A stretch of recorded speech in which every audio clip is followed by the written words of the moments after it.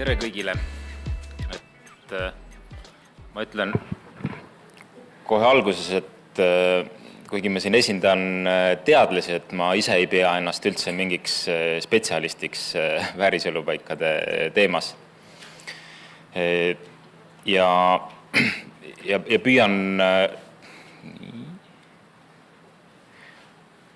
siis rääkida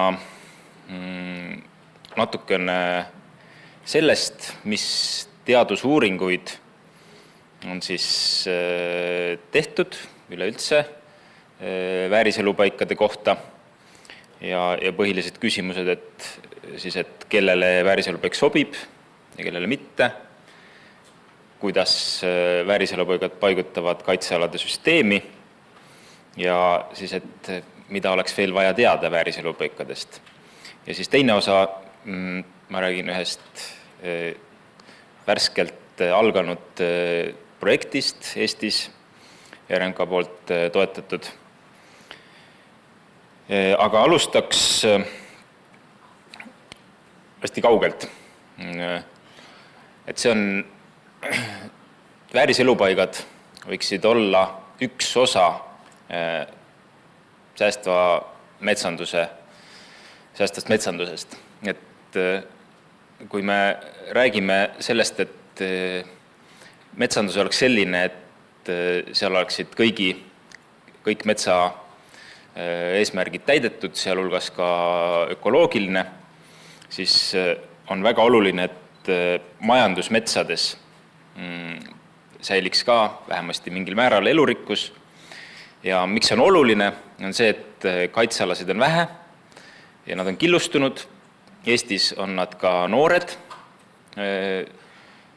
ligi pool kaitsealustest metsadest Eestis on alla 80-aastased ja maastiku mastaabis peaks liiki kaitsma. Ja selle tõttu võib väita, et siis majandusmets peaks toetama siis kaitsealades olevate liikide levikuvõimalusi, ja see üheks selleks võimaluseks on vääriselupaigad. Minu põhiline uurimustöö on siis säilikpuudega, et need on ka üks tööriist selleks. Aga et vääriselupaik kuulub ka sinna komplekti. Vääriselupaikade juurde natukene taustaks, sellest juba räägiti, et nad on kasutusel ainult siin meie lähipiirkonnas. Samas erinevates riikides on nad küllaltki erinevad.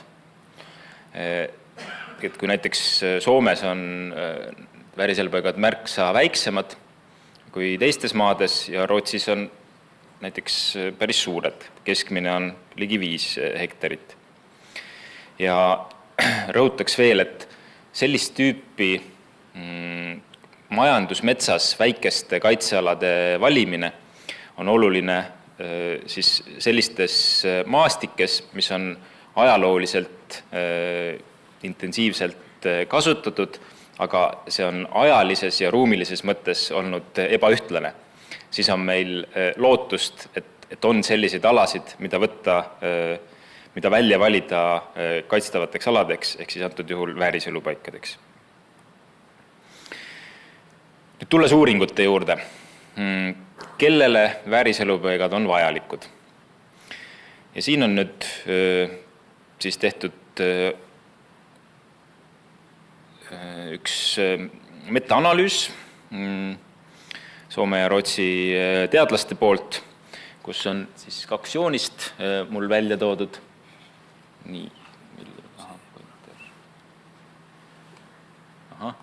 Nii, siin nüüd esimese joonise peal on erinevad liigirühmad, et metaanalüüs on siis, kus võetakse kokku erinevate uuringute tulemused ja siis analüüsitakse neid eraldi uurimuses. Et siin on nüüd uuritud majandusmetsa ja vääriselupaika ja vaadatud, et kas siis on vääriselupaik oluliselt parem elukoht. Et see nullpunkt, et kui mingi uuringu tulemus jääb siia, siis ta ei erine majandusmetsast vääriselupaik. Kui ta on siin miinuse poolel, siis ta on kehvem kui majandusmetsas. Ja kui siis positiivses suunas suurenevad need väärtused, siis on efektiivsus suurem.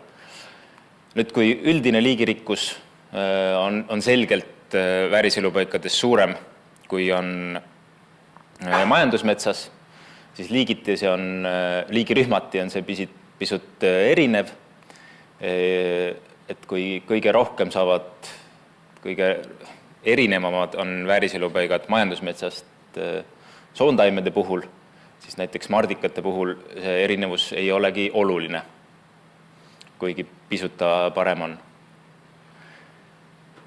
Nüüd muidugi seda tuleb öelda, et see valim nüüd väga suur just ei ole ja eriti liigirühmade puhul, et kui siin on ainult 4 uuringut, see number näitab siis uuringute arvu. Ja siis teine asi veel, millega tuleks arvestada, nüüd selle joonise puhul on kirjas, siin on ainult punase raamatu liigid, keda on analüüsitud ja siis tuleb välja, et erinevatel maadel tehtud uuringud näitavad väga erinevaid tulemusi. Et kui Rootsis oli see vääriselupaiga efekt punase raamatu liikide esinemisele päris suur ja oluline, siis Soomes väga suurt vahet ei olnud, mis osaliselt võib tulla ka sellest, et need vääriselupaigad on ju erinevad, et kui Soomes on üldiselt nad väiksemad kui 1 hektar ja Rootsis on märksa suuremad, et selliste asjadega tuleks ka nagu arvestada vääriselupaiga tehtud uuringute tõlgendamisel. Aga kui püüda nüüd Eesti juurde tulla, et mida me teame siis sellest, kellele on Eestis vääriselupaigad vajalikud, siis et ega Eestis ei ole väga palju uuringuid, selle juurde ma varsti jõuan ka, aga üks uuring või üks selline edulugu, mida võiks välja tuua, on kopsusamblik. Et siis Inga Jüriada ja Jaan Liira poolt tehtud nüüd juba pea 10 aastat tagasi uuringus selgus, et kõige rohkem nad uurisid eri tüüpi siis metsasid ja et kus leidub siis kopsusamblikku ja selgus, et praegustest siis kopsusambla leiukohtadest 2/3 on vääriselupaigad, ehk siis seda liiki leidub vääriselupaikades palju. Aga nüüd üks vääriselupaikade teine teema on jälle, et sellest ei pruugi aidata, et need seal on olemas, et üks oluline oht ka neile kopsusamblikele seal vääriselupaikades on see, et nad võivad ikkagi seal hävida. Et kõigepealt sellise asja tooksin välja, et sellistest ajaloolistest ammu teada olnud leiukohtadest oli 81% hävinud ja nüüd nii-öelda praeguse iseseisvuse ajal siis 15 või 17 aasta jooksul oli olemasolevatest leiukohtadest 6% hävinud, millest 40% oli omakorda vääriselupaikades, mille põhjuseks oli siis kas siis nende äraraiumine või ka muud põhjused. Ja lisaks nendes vääriselupaikades või üldse olemasolevaid leiukohtadest 19% oli ohus, millest enamus olid siis vääriselupaikades või siis kaitsealadel. Ja et need põhjused on siis see, et kui sealt ümbert ringi ära raiutakse, siis nad jäävad selliseks üksikuks saarekeseks, kus ei pruugi liigid säilida. Ja teine asi on, et ka need puud ise ei pruugi seal säilida. Et kui nad lähevad tuulega ümber, ja tuulega võivad nad ümber minna ka siis, kui seal ümber ei ole tehtud väga intensiivset raiet, aga see intensiivne raie muidugi veel soodustab seda. Nii, nüüd üks teine näide, et kui küsida, et kellele siis on vääriselupaigad Eestis olulised, siin on nüüd üks Asko Lõhmuse poolt tehtud uuring. Järvsel ja lähedal on 4 ruutkilomeetrit ala, on metsasid, majandusmetsasid on põhjalikult inventeeritud, otsitud ja kirjeldatud siis eralduste viisi, et kui palju on kogu selles piirkonnas haabasid ja kui palju on selliseid torikseene liike, kes on haabadega seotud ja kes on haruldased. Nüüd siin on 3 vääriselupaika peal. Aga kui seda kaarti vaadata, siis need haavaliigid enamasti ei ole mitte nendes vääriselupaikades, vaid kusagil mujal. Mis näitab, et selle ala põhjal me ei saa väita, et vääriselupaikade olemasolu aitaks neid kaitsta, selliseid haavapõhiseid torikseeni. Et kas need vääriselupaigad on valesti paigutatud või nad on selliste tunnuste põhjal valitud, millega ei kaasata neid haruldasi torikseeni. Ja sarnast asja on ka näiteks leitud Norras saprokülsete mardikate puhul.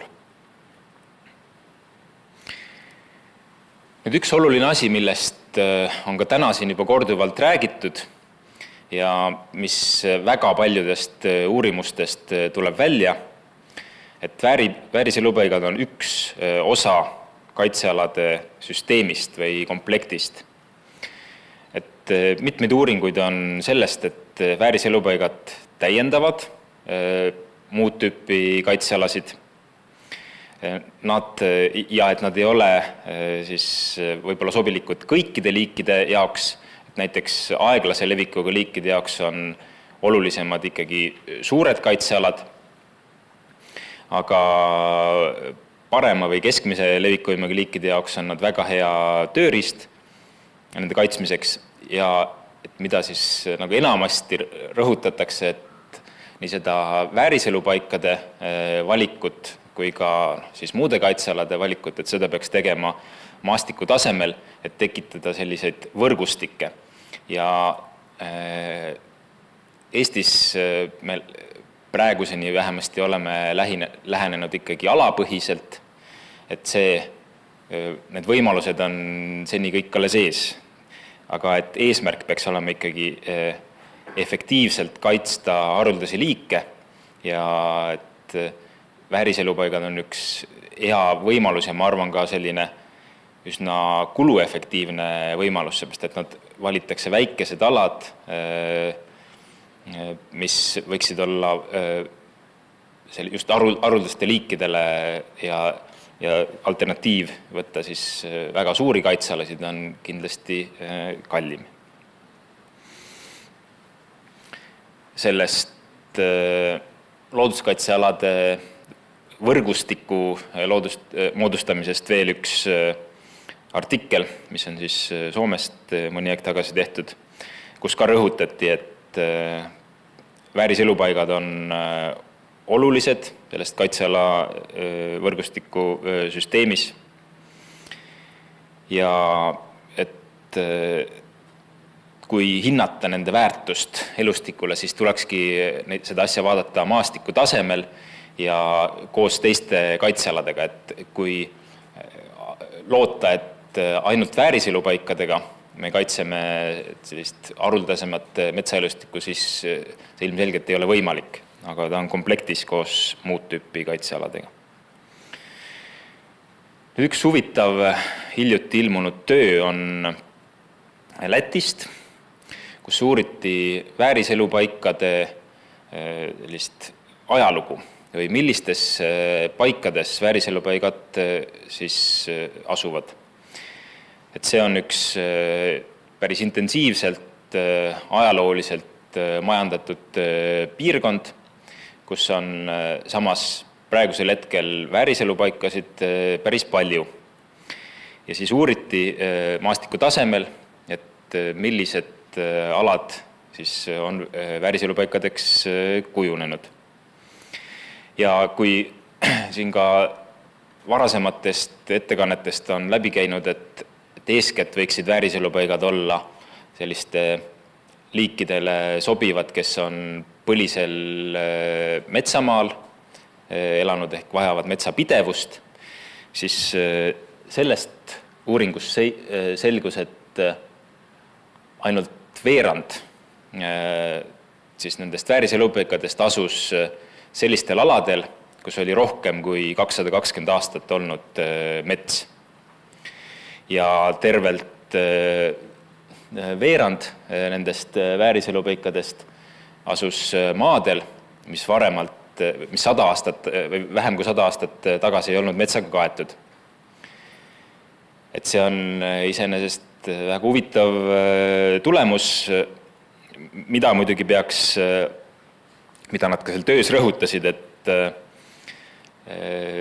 see, et mingi ala kaardi peal 100 aastat tagasi ei olnud metsana märgitud, ei pruukinud näidata selle ala tegeliku kvaliteedi kohta, et ka puiskarjamaad või ka pargid, mis muidugi kuuluvad ka vääriselupaikade hulka, et need ei ole märgitud metsana kaardil ja no, üldiselt selline ütleme säilikpuude põhimõtete juures, aga ka see käib vääriselupaikade juurde, et metsa majandades selleks, et säilitada liigirikkust, ei ole oluline mitte ei ole niivõrd oluline see, mis sealt ära raiutakse, kui see, et mis jääb järgi. Et samamoodi, kui mingil puiskarjamaal või mingil muud tüüpi alal on olnud siis sellised substraadid või mingid potentsiaalsed elupaigad liikidele, mis olid ka selles majandatud või siis nii-öelda lageda ala puhul olemas, siis võib seal praegusel hetkel olla väga suur liigirikkus.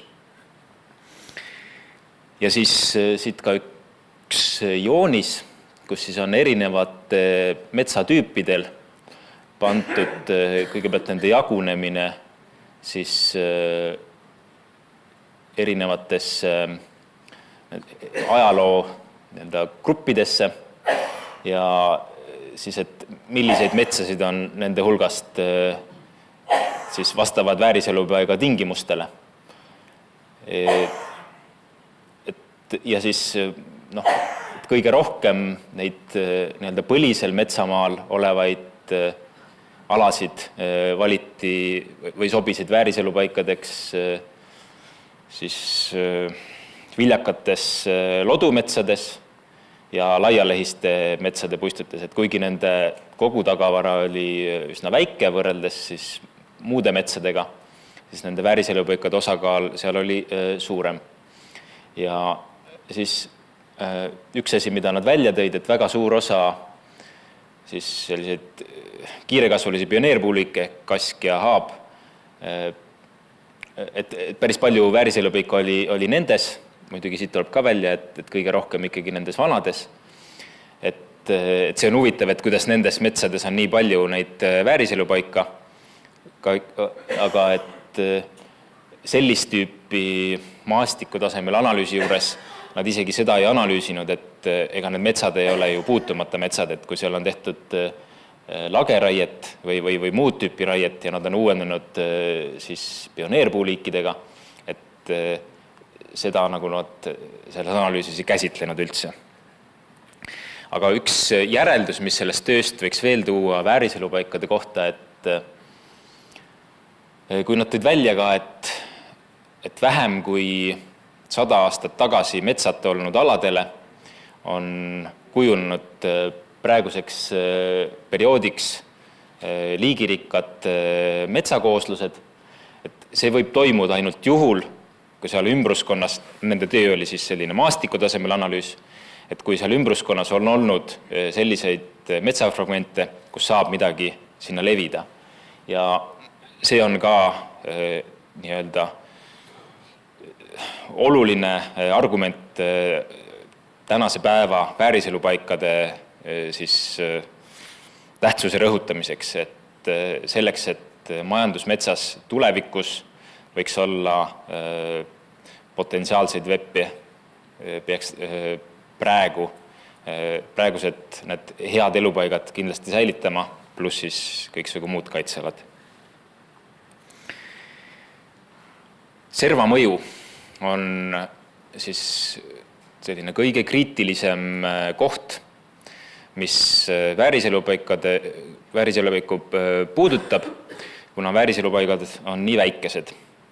Et serva mõju ulatub siis rohkem kui 50 meetri kaugusele vääriselupaikade sisse või üldse metsa sisse. Ja näiteks Põhja-Rootsist leiti, et ainult 30% vääriselupaikadest on vääriselupaikade pindalast on selline, kus ei ole servamõju. Samas see, et selles mingil alal on valgust või valgus suureneb, ei pruugi alati olla väga kriitiline. Et mõõdukas häiring võib olla vähemasti osadele liikidele, liigirühmadele isegi positiivne. Et siin on üks näide Eesti puisniitudest, kus siis on hinnatud siis katvuse mõju samblike liigirikkusele ja veel lisaks ka sellistele väärtuslike samblike liigirikkusele. Ja et põhimõtteliselt siin on küll näidatud lineaarsena see seos, et mida rohkem valgust, seda rohkem liike, aga see ei saa, kuna need on puude peal kasvavad liigid, siis on selge, et siin see peab kusagilt alla minema, aga et need hõredad metsad tunduvad ikkagi olema kõige liigirikkamad. Et see annab lootust. Samas need on siin juba pikka aega olnud hõredad alad, et kui vääriselupaigas toimub suur muutus, seal on natuke teine teema. Teine asi on ka see, et vääriselupaiga ümber ehk vääriselupaigast väljapoole, ka sealt on tehtud uuringuid siis, et kuidas vääriselupaigad mõjutavad metsakooslusi enda ümber ja eriti just sellised, mis on sealt ära raiutud. Ja siis on leitud, et tõepoolest vääriselupaikadel on siis surnud puidu peal ja sees kasvavatele liikidele selgelt positiivne mõju, mida vääriselupaigale lähemal, seda rohkem neid liike seal leidus. Aga et siis ka soovitused, et selleks, et see asi toimiks, peaks seal vääriselupaiga ümber natukene teistsuguseid majandamismeetodeid kasutama, jätma rohkem surnud puitu ja muidugi seal on veelgi aspekte, millele ma varsti jõuan. Aga see, mis on ikkagi kriitiline, on see, et vääriselupaiga sees toimuvad muutused, kuna vääriselupaiga ümber väga sageli majandatakse intensiivselt nii Skandinaavia maades kui meil Eestis. Ja siin on nüüd üks uuring Rootsist, kus siis on võrreldud, need on 2 korral inventeeritud 10-aastase vahega ja on uuritud nii samblikke kui torikseeni. Ja siis leiti, et toriksende puhul ei toimunud sealt selle 10 aasta jooksul mingit olulist muutust, kuid samblike puhul oli kusjuures nii suurtel kaitsealadel kui vääriselupaikades siis nende samblike katvused vähenesid. Suurtel kaitsealadel need ei olnud üldiselt vähenemine ei olnud selline statistiliselt oluline, aga vääriselupaikades oli küll. Ja samal ajal on oluline, et metsastruktuuri mõõdeti ka mõlemal siis sellel inventuuril ja seal ei toimunud olulisi muutusi. Ja nad ei oskanudki päris hästi ütelda, et mis see selgelt põhipõhjus on. Et üks osa on kindlasti selles fragmenteerumises, et vääriselupaikades on servamõju selgelt suurem ja seal on ka need muutused oluliselt suuremad. Samas vähenemine toimus ka kaitsealadel. Nüüd üks variant võib olla, üks asi, mis kindlasti mõjutab seda, on kliimamuutused, mis on nii suur teema, et sellest võib, ma arvan, väga palju arvata, aga mitte väga kindlalt asju väita. Ja üks olulisemaid asju, mida nad arvasid, et võib-olla on väljasuremisvõlg. Ehk siis on see, et ajalooliselt on olnud need maastikud neile samblikele palju sobivamaks elupaigaks. Aga nüüd aja jooksul, kuna majandamine on intensiivsemaks läinud ja metsad on muutunud, et võib-olla veel praegu neid mingeid laialehiseid puid ja muid selliseid substraate, mida nagu majandamise mõttes väga ei väärtustata, need on vanast ajast veel säilinud, aga nüüd aina enam läheb selliseks majandusmets ühtlasemaks, selline, mis sobib efektiivseks, kasumlikuks metsamajandamiseks ja selle tõttu paljud liigid enam ei saa hakkama, isegi kui nende jaoks on tehtud spetsiaalsed kaitsealad. Eestis sellist asja ei ole uuritud, aga ilmselgelt meil on samasugused muutused metsamaastikus toimunud, nagu on Skandinaavias. Neil on need toimunud varem, meil ilmselt sellised mustrid suuremal määral hakkavad välja tulema tulevikus, kui me jätkame samasugust majandamist nagu praegu.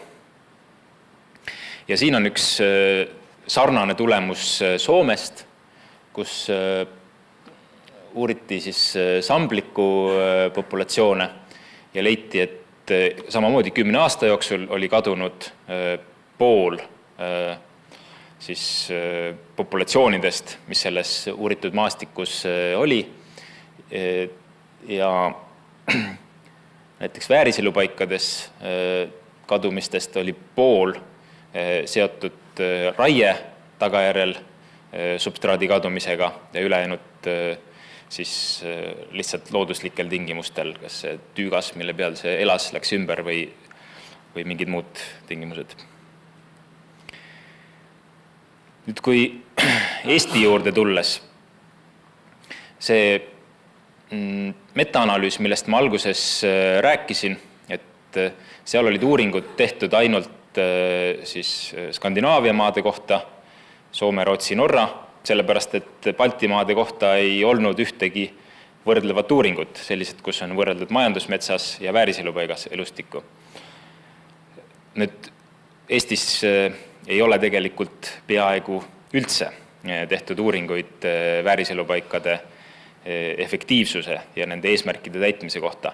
On küll uuringuid, mis nagu muu uuringu disaini sees uurivad ka vääriselupaiku ja selles mõttes teadmist meil on, aga et kui näiteks uurida, et kui palju on avaldatud uurimusi, siis Scopuse andmebaasis selliste sõnade valikute puhul tuli ehk Key Habitat ja Estonia tuli ainult 5 artiklit, millest mitte ükski ei olnud nagu fookuses vääriselupaikade elustikule. See on nüüd üks slaid Asko Lõhmuse poolt peetud ettekandest juba 5 aastat tagasi, kus üks osa sellest, mis ta oli siis metsanduse või looduskaitse praktikutele ja kui ta siis hindas seda, et mis on Eestis puudu, mida me peaksime teadma vääriselupaikade kohta, siis rõhutas, et sisuliselt puudub analüüs selle kohta, et mis seisundis on vääriselupaikade elustik praegu ja mis neist võiks saada tulevikus. Vääriselupaikade seisundi seire puudub oluline teema, mida võiks ka käsitleda, on vääriselupaikade järjestamine, et millised on väärtuslikumad elupaigad, vääriselupaigad ja millised vähem väärtuslikud, et seda ka siis kaitse planeerimises arvestada. Vääriselupaikade kaitse on ju suuresti vabatahtlik ja puudu on ka tuleviku vääriselupaikade kujunemise võttestik. Ja nüüd selle eelneva osa kokkuvõtteks, sellisteks hästi üldiseks, ütlen, et vääriselupaik sobib siis uuringute tulemusel väga paljudele siis majandusmetsas haruldastele liikidele. Oluline on, et see oleks osa kaitsealade võrgustikust ja et sinna ta sobib teist tüüpi kaitsealade hulka väga hästi ja vääriselupaikade siis väiksuse ja servamõju tõttu ei ole selge nende efektiivsus liikide säilimisel. Ja et Eestis sisuliselt puuduvad uuringud vääriselupaiga efektiivsuse kohta liikide kaitsel. Ja nüüd läheks selle teise osa juurde, mis on siis kirjeldan natukene seda, et kui Eestis ei ole seni praktiliselt üldse uuritud vääriselupaikasid ja nende elustikku siis RMK poolt sai rahastuse nüüd eelmisel aastal projekt kaitstavate metsafragmentide eesmärgipärasuse suurendamine, mis on siis 3-aastane projekt ja täitjad on projektijuht Kadri Runnel, Anneli Palo, Piret Lõhmus, Raul Rosenvald ja Indrek Tammekänd. Ja et kuidas siis neid ikkagi kaitsta, siia juurde ma panin juhusliku Tartu lähedase pildi siis metsaregistri kihist, kus on vääriselupaigad peal, et ümberringi on siis lageraied ja noorendikud, et kuidas siis sellises võrgustikus saab elustikku kaitsta. Uuring keskendub siis väikestele metsafragmentidele, mis ei ole ainult vääriselupaigad, vaid ka siis erinevad püsielupaigad ja väikesed loodusdirektiivi elupaigad. Et oluline on selle kaitsealuse fragmendi suurus, et need on ainult väikesed. Ja lisaks võrdluseks olid ka päris väikesed säilikpuude grupid. Miks neid uurida? Et ligi 10% kaitstavatest metsadest on siis sellised väikesed metsafragmendid ja nagu siin teistest töödest ja minu väiksest ülevaadest on välja tulnud, et sellised väikesed metsafragmendid on serva mõju tõttu, sealne elustik on ohustatud või võib olla ohustatud. Ja siis need väikesed metsafragmendid, eriti siis ka vääriselupaigad, neil on oluline ülesanne metsamaastikus. Nad on valitud sellised, kus on parimad tükid metsamaastikus, kus on suur tõenäosus, et need populatsioonid, keda kaitsta, on olemas, et nendest tuleks alustada. Ja uurimisküsimused on põhimõtteliselt 2 asja, mida me tahame teada, et see servamõju, et kas ja milline metsamajandamine peaks olema lubatud nendes väikeste metsafragmentidega piirnevates eraldistes ja teine asi siis kordusinventuur ehk teada saada, et mis on siis vahepeal muutunud võrreldes selle ajaga, kui need alad kunagi kaitse alla võeti, et kas need liigid on seal säilinud, kas on midagi juurde tulnud. Ja töö keskendub siis toriksentele, samblikele, sammal- ja soontaimedele, ehk sellised, kes seal koha peal on olemas. Nad ei saa sealt ära lennata nagu linnud näiteks. Ja välitööd on 2 tasemel. Selline üldisem inventuur, mille põhifookus on siis kordusinventuuril ehk nende liikide kes seal kunagi kaitse alla võtmise ajal olid olemas ja olid kirja pandud, nende kontroll, et mis nendega on seal vahepeal juhtunud. Ja teine asi on põhjalikum inventuur 36 alal, kus tehakse siis 4-tunniseid aeginventuure või kui ala on väiksem, siis väiksemad, mille eesmärk on siis ala kirjeldada võimalikult täpselt, samas selliselt standardiseeritult, et kõik oleksid omavahel võrreldavad need alad.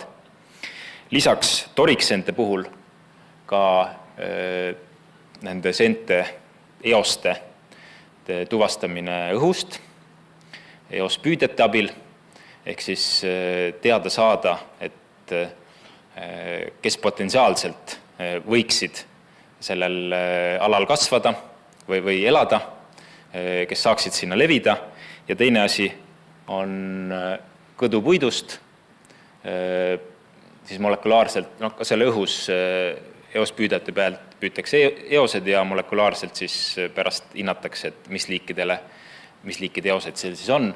Ja kõdupuidust siis samamoodi molekulaarsete meetoditega otsitakse, mis liigid, siis seeneliigid valdavalt selles kõdupuidus elavad. Et kui sellest aeginventuuris või siis üldse väliinventuuridega saadakse tavaliselt, näiteks seente puhul leitakse ainult neid viljakehasid, aga samas võib nendel aladel olla ka selliseid liike, kes millegipärast ei tekita seda viljakeha või vähemasti igal aastal ei tekita ja need ei tule välja.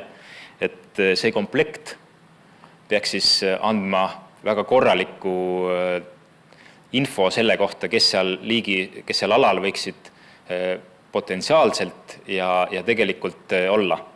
Ja minu meelest see on väga hästi välja tulnud komplekt. Nii, aga nüüd veel nende alade juurde, et valisime siis erinevat tüüpi siis neid kaitsealaseid fragmente. Kõigepealt kontrollalad nii sellises põlismetsas ja kui ka tavapärases majandusmetsas. Et kui seal ümber midagi ei ole toimunud, et mis siis seal on liikidega juhtunud, nagu see ühest ma näitasin, ka kaitsealadel võivad toimuda ikkagi suured muutused, vähemasti Rootsis seda toimus. Ja lisaks on siis erinevad intensiivsusega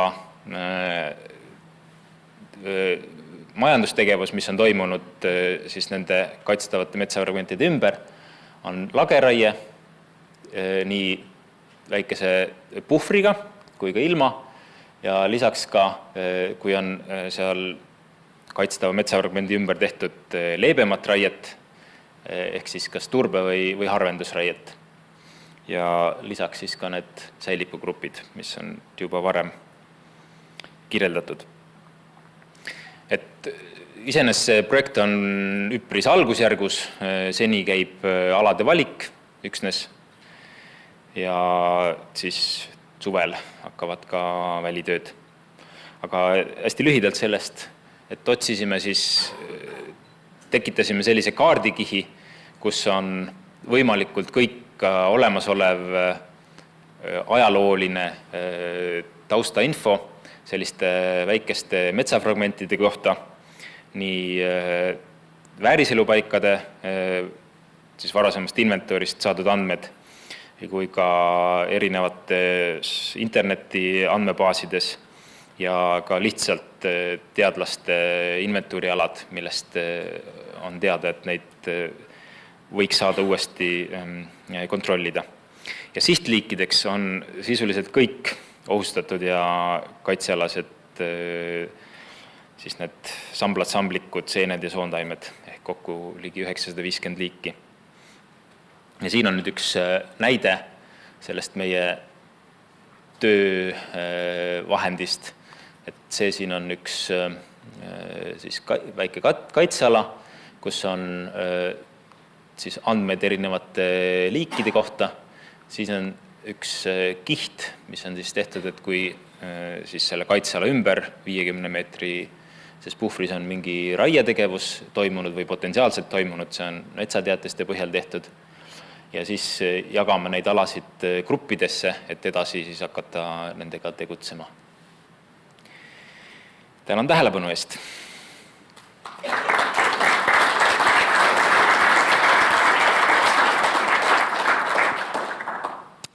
Tänud, Raul, väga võimas ettekanne.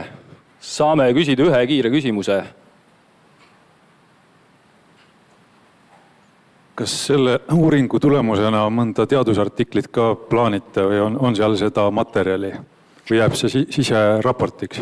Ei, seal on ikka mitu teadusuuringut planeeritud. Aga ma mõtlen, et teadusartiklid välisajakirjades? Jah. Okei. Siinkohal kutse Raulile kohtuda 2 aasta pärast ja rääkida tulemustest. Tänud. Aga... Ja, aplaus, jee!